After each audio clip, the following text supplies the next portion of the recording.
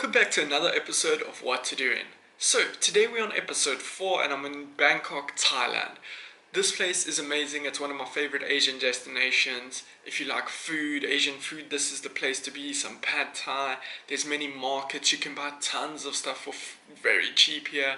And there's tons of things to see.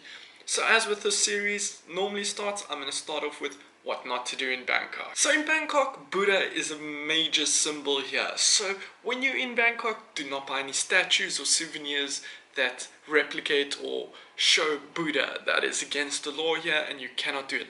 Even if you have a tattoo, you can get in big trouble here. Another thing is stepping on a coin with the face of the king on. Now you'd think, what's the chance of that? But if you do that, you could face anything from 3 to 15 years in prison. So it's not something to be played around with. So in addition to all those things, the king is a very big symbol here ever since he passed away. So do yourself a favor, do not ridicule him, do not talk badly about, do not even look at the pictures wrong or give anything that could be considered as disrespect towards him, because that is a big crime here. Last but not least is be careful with any bills, because the bill has the face of the king. Do not crumple it up, just fold it, because like I said with previous things, you can get into big trouble by the police here. So let's kick it off with what to do here while in Bangkok. So number 1 on my list is the Royal Palace and Wat Pho Kaew. Sorry for the pronunciation if I got it wrong, I do struggle sometimes with them. So this is the Royal Palace is significant because for the past 150 years it's held many of the kings and the royal family. This place was founded in 1782 and it's very intricate and beautiful, the architecture, so you have to go check it out. One of the main features of this place is the statue of Buddha, which was actually carved out of a solid piece of emerald, so you have to see that. It's just something, it's breathtaking in a way, and magnificent that they could accomplish this back in the 14th century. Another thing is this temple has many buildings on it, one is the Wat Pho Kaew, like I mentioned, and this is actually the building that houses this Buddha statue, so you have to go check it out and just take it all in.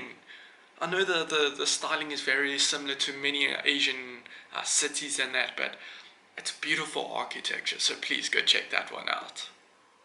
So, number 2 on my list is the Wat Arun, better known as the Temple of Dawn.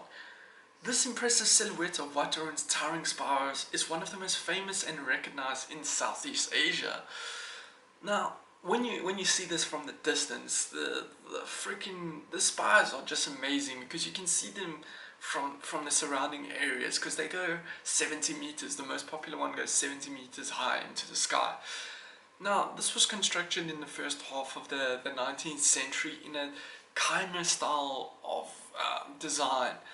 The stupa showcasing the floral patterns and the ornate floral patterns, should I say, is decked out in glazed porcelain and stained glass, so it is stunning up close. You have to see it. Apart from its beauty, Wat Arun symbolizes the birth of the Ratan Kazan period, if I'm not mistaken, and that is also when the fall of the Ayutthaya fell, and that was when the new capital was born. So it is very significant in history in Bangkok. The temple is also to be considered the most photographed and impressive temple in Bangkok. So that says a lot when you actually think about it. And yeah, there's so much of this Chinese porcelain and stained glass, so you have to definitely go check this one out. So, number 3 on my list is the floating market. Now, many consider this as the pioneer of all floating markets in the world, and Damnoen Saduk continues to offer an authentic experience compared to the other floating markets. It is increasingly touristic, but they keep in that authentic feeling. Now, imagine dozens of like wooden rowboats floating next to each other, each filled to the brim with fresh fruit, vegetables and flowers, and all of this you can buy. So food vendors fill their vessels with cauldrons and charcoal grills, and they're ready to basically whip up a bowl of noodles or seafood skewers upon request. So all that you see you can buy, and they have made it more touristic, so you actually feel welcome, and like you could purchase anything from there. So you definitely should go check this one out and have some food. It's very good.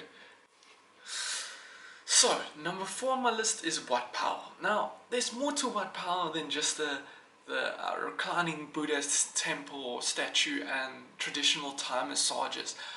Wat Pho actually harbors a fascinating collection of murals, inscriptions, and sculptures that not only delve into various subjects from warfare to astronomy, but also into archaeology.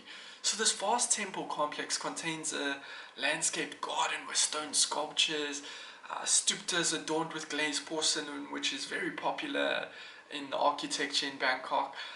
It even has a souvenir shop and the College of Traditional Medicine. Yeah, that's a random one, but it's interesting to go find out a bit more about the medicine they use.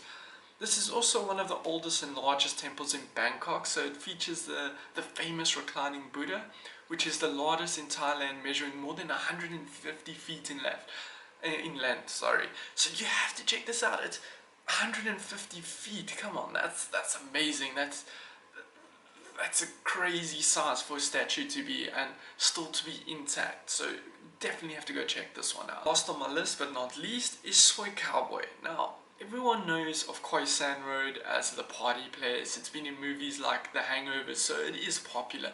But Soi Cowboy was named after this African American cowboy hat wearing guy who opened the first bar here, and that was probably in the early 1970s according to the law here. But it's different to Khoi San Road because this is an adult themed district and has a more laid back carnival like feeling than that of Khoi San Road. So if you're in that area, you're gonna see tons of flashing neon lights with colorful streetscaping and just like a carnival feel. It's the best way to describe it. But this place, it's only gonna be, it's not gonna be that many locals because it's so touristic. There's gonna be a lot of expats over here, tourists, and just taking it all in and having some fun. So go check that out next time you're in Thailand. If not, if that's not your scene, definitely see Khoi San Road. Until next time, keep checking in for the next episode of What to Do In. Peace.